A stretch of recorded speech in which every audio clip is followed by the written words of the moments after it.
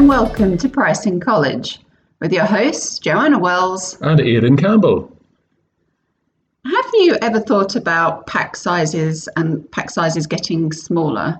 Have you thought when you're, eating your favorite cereal or drinking your favorite can of Coke, God, these packs are getting smaller than they used to be. Maybe it's just me, or is it actually happening? Are packs getting smaller? So obviously, as inflation generally affects the entire economy and the basket of goods that we purchase, we are used as people to seeing what a dollar bought last year or a dollar bought 10 years ago. It doesn't buy the same nowadays. Obviously, in the post-COVID world, deflation is starting to impact a lot of countries, which has impacted Japan in recent years.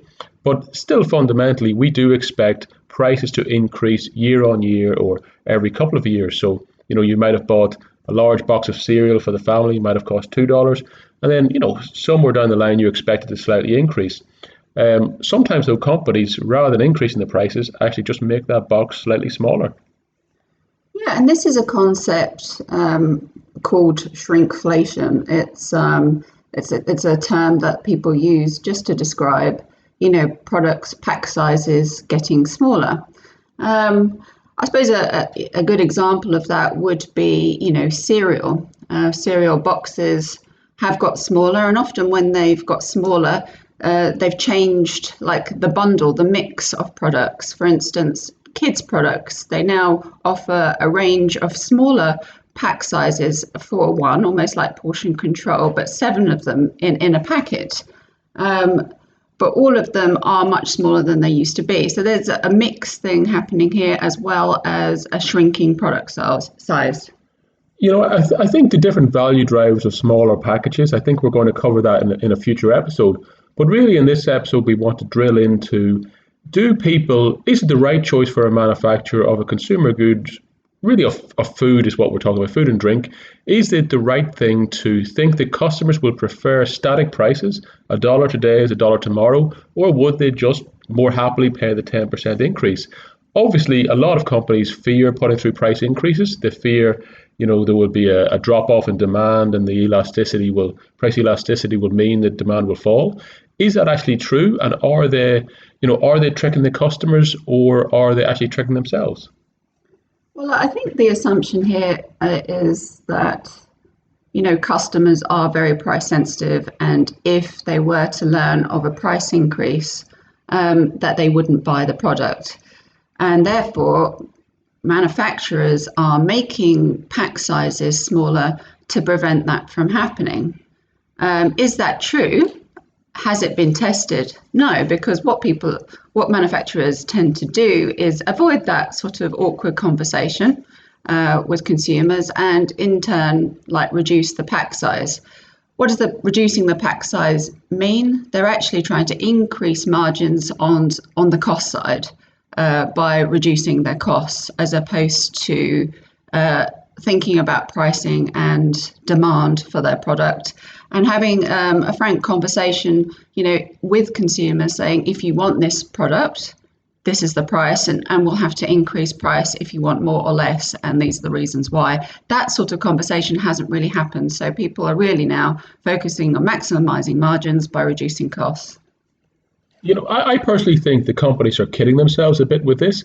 The example I always give, if, people are used to buying things in certain amounts or sizes, a pint of milk or a pint of beer. If I give you the example of a man who went into a bar, or a lady, of course, who went into a bar and bought a pint of beer and liked to have a pint of beer, if year by year that pint of beer was getting smaller and smaller, but the cost was staying the same, at a certain point in time, they would think this is getting ridiculous.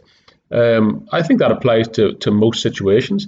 I also think that when pack sizes decrease in size, customers aren't going to, if you decrease the pack of a box of cornflakes by 10%, you're not going to on average buy an extra box every 10 boxes. You are in theory just going to buy less of it. And so what the companies are doing to some extent is, they really are just decreasing the volume, and with that putting a cap on the sales, the monetary value of the sales also. I suppose there's another assumption here is that a lot of consumers maybe don't know that the pack sizes are getting smaller, or it's not a massive concern of theirs. They sort of overlook it from day to day and sort of in a way through that sort of psychological human sort of just getting used to things day on day, you don't really notice.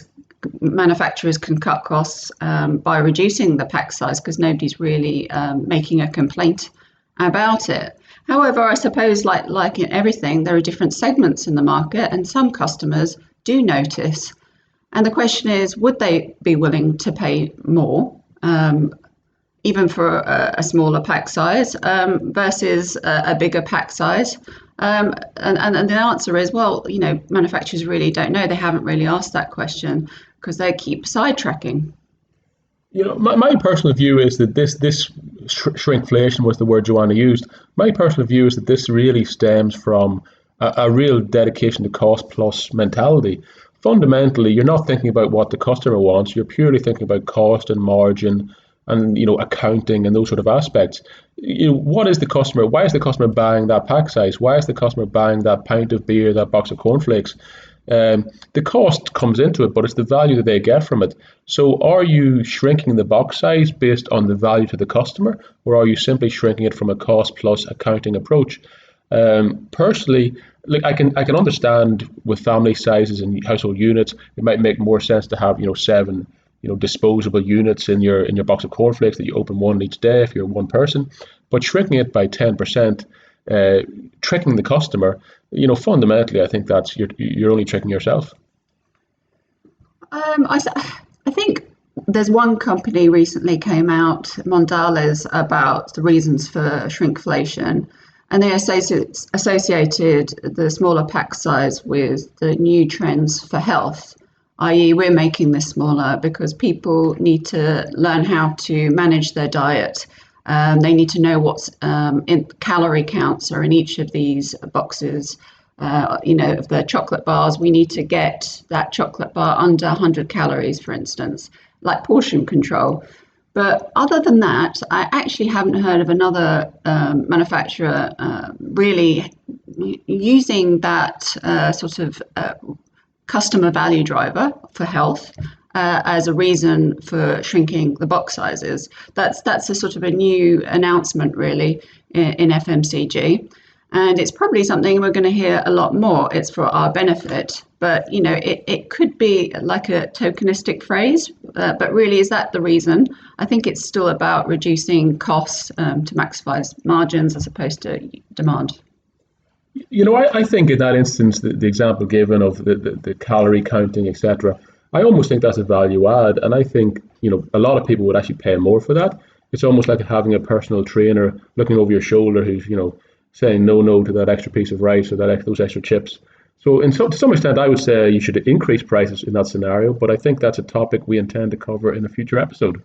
I suppose the last example I'd like to give is that there are some packs that have been reduced in size. I'm thinking even household goods like washing powder. They're getting smaller in size too, and over years they get smaller, and then after a while you get a value pack with 20% more introduced, but actually that value pack is the same size as the original size when that product was first launched, but the price hasn't changed. You're not actually getting 20% more.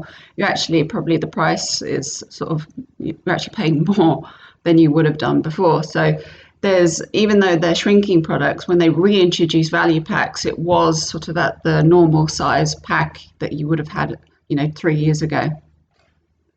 Yeah, so let's all go to Costco and stock up. I've been doing that over the last few months, in my bunker, but I don't recommend it to everyone because we don't want panic buying. So that's it for me today. Yeah, me too. Thanks a lot. Thank you.